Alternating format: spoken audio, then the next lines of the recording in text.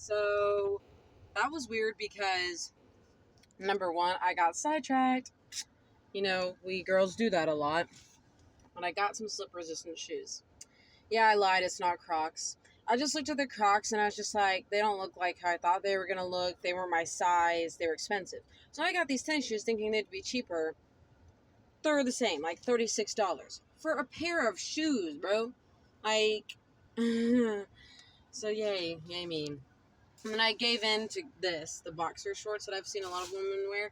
But like, I'm not wearing it just because other people are wearing it. I've always thought, it would be cool if women had their own boxers that didn't have the hole, Okay, that's weird. But anyways, so now I'm going to go to the library and I have less time now, but hey, I got shoes now, so I don't have to drive too far to get that. And so there's that. But tell me why.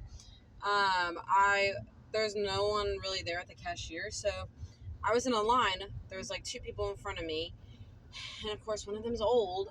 Okay, I have nothing against old people, but they are pretty slow sometimes.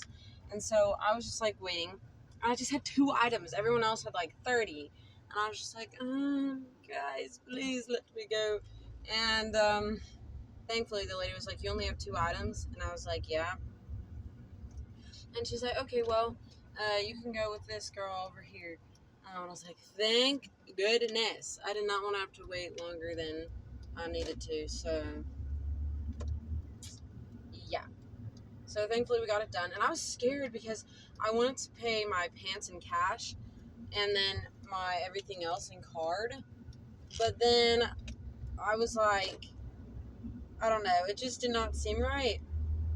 And this is so bad, but I don't know my PIN number for my card, which I need to look at today, I think, because this is not good. But I got lucky, and thankfully, because I didn't really need the pants. I more needed them, but I didn't have that much cash with me.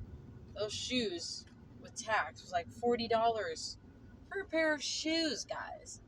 Like, can someone who understands sales, like, tell me the reasoning behind this? Because I just can't. Like, this, it makes no sense to me. Okay. Well, what can I do? But also, I want it to be an encouragement. On top of the other video, I encourage you guys about something, so check that out. But I want to kind of continue in a sense.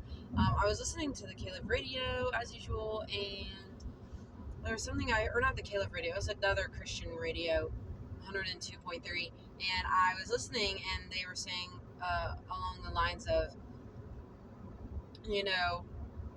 God cursing the fig tree because it didn't bear fruit. And so it was saying that, like, we need to be, being like, God, if this is not the man you have for me, if this is not the plan you have for me, curse it. Help it to not bear fruit so that I will know, So I know that's so, like, kind of crazy and, like, weird, but, like, it made sense to me. And so just lean on God and he will be there for you. So he is your rod and staff that can comfort you, just like a shepherd protects their sheep.